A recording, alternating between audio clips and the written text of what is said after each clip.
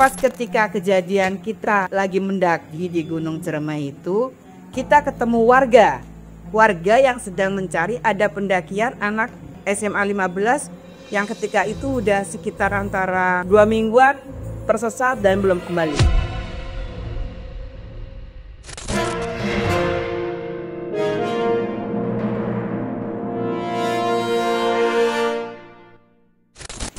Assalamualaikum, balik lagi di channel Pendakian Malang di acara Pocong Podcast Cerita Orang Naik Gunung Israel.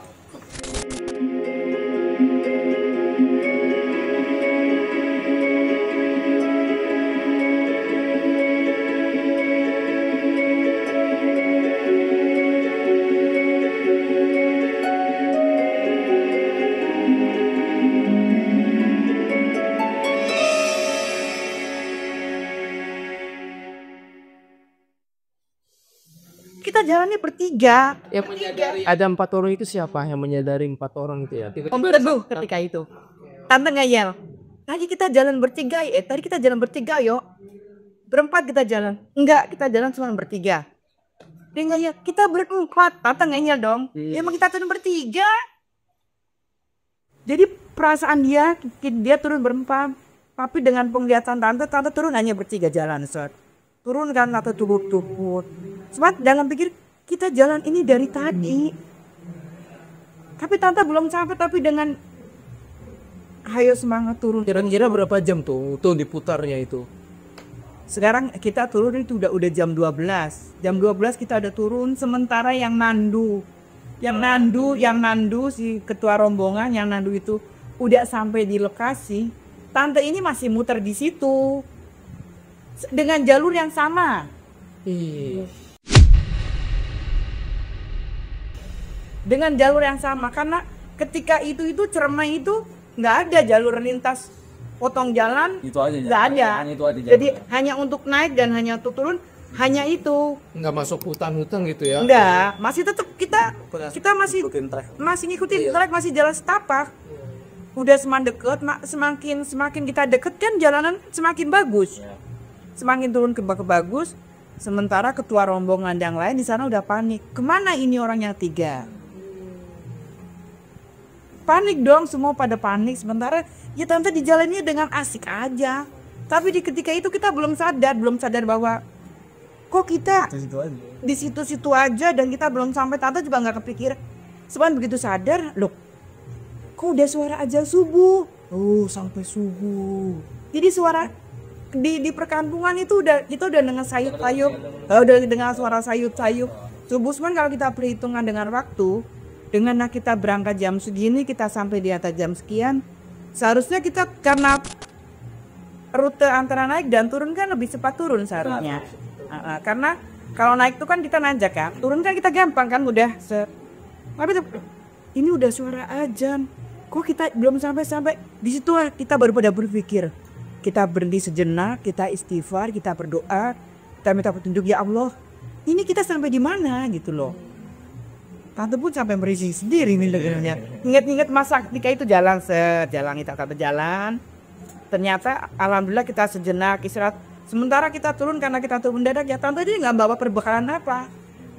Perbekalan antara minum dan segala macam ini tante nggak bawa. Jadi hanya bawa ya tas kecil yang ada di sana. Logistik itu semua ada di atas. Karena tante kan turun dengan terpaksa dong. Jadi kan kita nggak mikirin logistik kan. Yaudah tante dengan asiknya jalan. Ya itu begitu sadar ini suara azan. Udah menjelang azan subuh. Kok kita nggak sampai-sampai. Istirahatlah kita di suatu tempat. Begitu kita dapat tempat, loh. Di perasaan kita nih. Sedangkan kita di gunung. Tapi kok kita kenapa dapat tempat seenak ini? Dengan ngesadar bloknya antara kita di gunung, tapi kita duduk kok bisa dapat rumput rata yang ya kan kalau dibikin mustahil kan? Ya lapangan gitu. Begitu kita putar lagi, yaudah kita berdoa sebentar, kita turun sadar udah.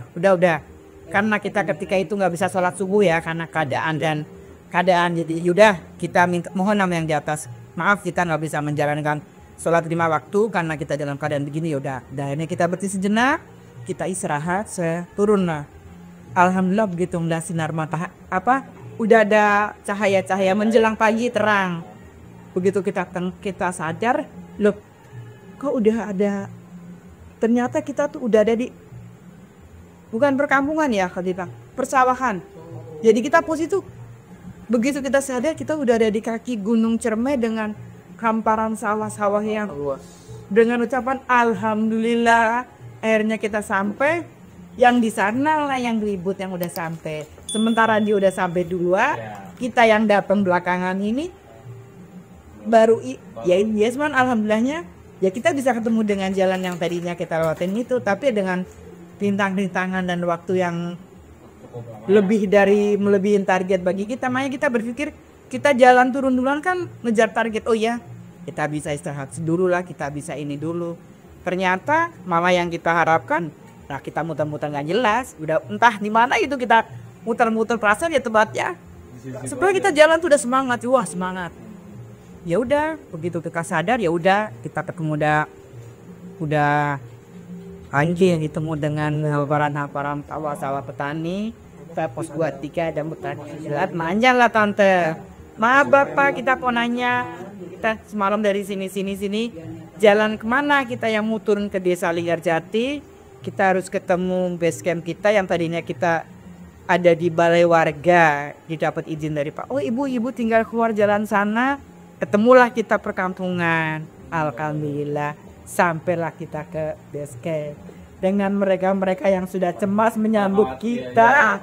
Ya ada antara kita berpelukan antara sedih haru jadi satu. Yang tadinya tersesat kita bisa pulang sampai ke base camp, tadinya yang sakit kita bisa ketemu ya dari perjalanan Gunung Ciremai di tahun ketika itu. Iya. Padahal aneh ya.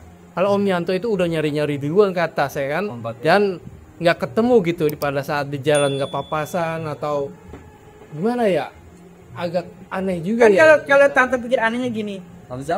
Seandainya seharusnya kalau Om Yanto nyusul, pasti tidaknya kan Om Yanto kan harusnya ketemu tante di jalan atau ini yang kita nggak ketemu dengan itu. Sementara kita yang duluan datang jalan dengan tragis-tragisnya. Tapi ya yang semangatnya kita ketika itu masih terus dengan pikiran ya kapan nih kita harus kembali ke Ciremai. Keren. Wah, karena nih. Iya dengan rintangan dan tantangan yang kalau kita sebagai pecinta alam ibaratnya kita udah kepingin ke gunung yang ini. Kalau kita belum sampai ngibarin bendera di atas belum jadi pecinta alam. Tuh dia tuh. Iya. Belum ngibarin bendera. Belum bendera merah putih belum kita kibarin di atas. Belum jadi kan kita begitu sampai di atas langsung. Iya. Padahal dapat kejadian itu nggak bikin tanda takut ya, padahal kalau ingin coba naik gunung lagi yang lainnya. Malah kita kepinginnya kapan kita harus ke Ciremai lagi, kita harus ngibarin bendera merah putih di atas. Tante katanya ketemu pendaki lain itu yang nyasar, itu gimana ceritanya? Sebenarnya kita nggak ketemu ketika itu, kita nggak ketemu cuman pas ketika kejadian kita ada lagi mendaki di Gunung Ciremai itu, kita ketemu warga yang sedang mencari ada pendakian anak SMA 15 yang ketika itu udah sekitar antara 2 mingguan tersesat dan belum kembali. Berapa? Udah 2 minggu. Berapa orang ya? 3 orang itu. Jadi kita ketemu sama warga. Pas ketika kita ada di Gunung Semeru itu, ternyata ada 3 anak ini yang sedang tersesat di situ. Di Gunung Ciremai itu tersesat. Ini warga, jadi antara warga dan tim SAR ketika itu ya. Ada warga dan tim SAR yang sedang mencari. Malah kita ketika itu sempat dia cerita, maksudnya ketika itu emang kita juga sempat kayak ada apa ya? Jangan dulu naik. Karena sempat dilarang. Jangan dulu naik karena kita sedang mencari 3 orang itu. Tapi kita yang dikasih tahu itu nggak sebagian seluruh anggota, yang mungkin hanya kayak ketuanya karena mereka takut kita ini yang mau naik punya rasa panik atau khawatir ya. Jadi kita ketika itu ada tersesat. Cuman ada kejadian kalau di Gunung Ciremai itu kalau nggak salah ya, apabila yang tersesat perempuan, insya Allah dia akan ketemu dengan selamat. Itu kita dengar cerita dari mistik warga itu ya. Nah, insya Allah kalau memang yang tersesat perempuan, tak kapan pun akan ketemu. Maksudnya ketemu dengan selamat. Iya. Itu kalau perempuan. Iya. Kalau laki ya banyak kejadian sih, Ya kalau laki ya antara 50-50 lah. Itu karena dari cerita warga setempat ya. Betul, warga setempat yang cerita karena menurut mereka tuh penunggu yang di sini katanya perempuan. Dari cerita mistis warga lokal. Ada ceritanya begitu.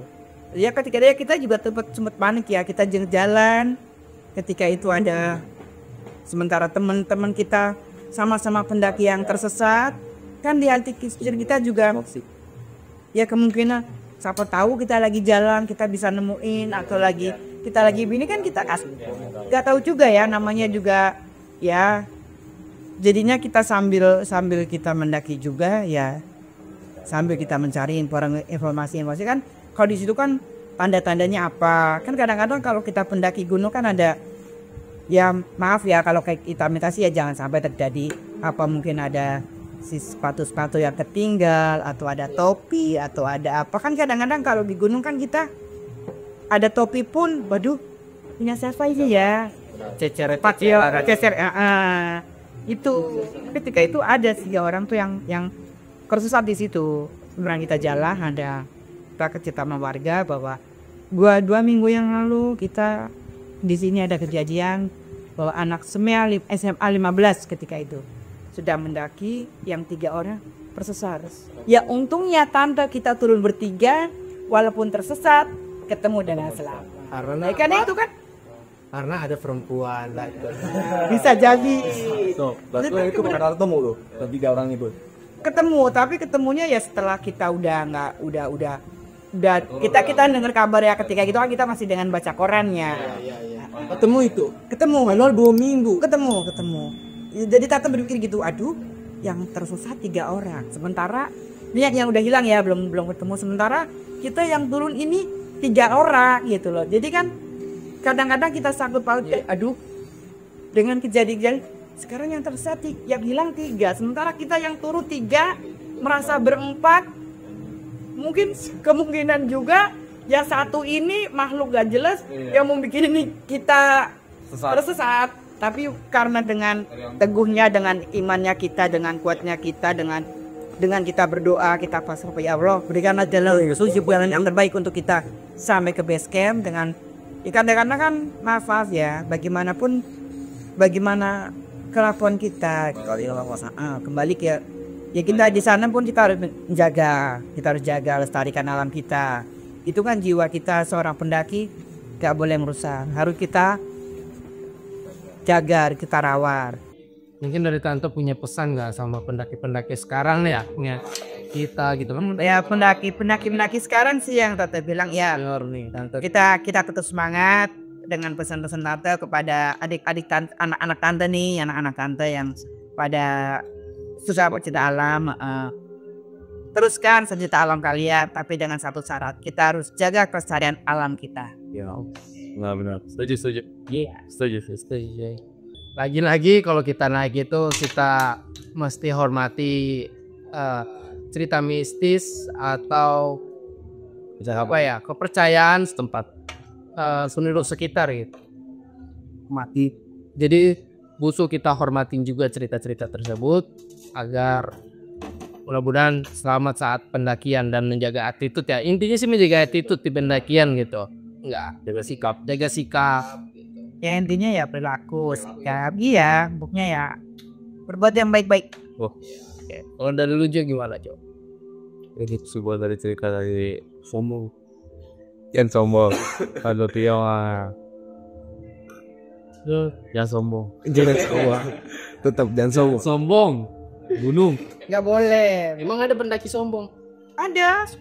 Ada aja. Sombong. Ada yang suka menyibukkan diri ini, gue mau naik ke gunung, gue harus sampai di atas jam sekian. Tak kabur. Ada dong yang begitu. Dengan gagahnya dia membanggakan dirinya sendiri. Aku yakin bisa. Gue harus bisa, gue yakin bisa, gue kuat kok. Iya.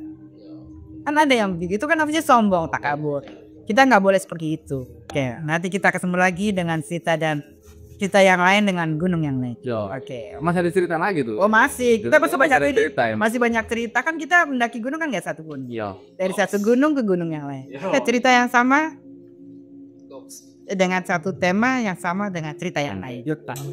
Sampai tuh. Oke, sekian dari kami cerita dari Tante Tio tersebut di Gunung Ciremai.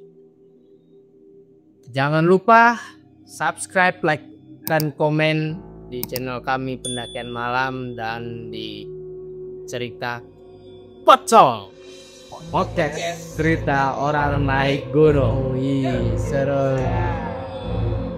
Thank you.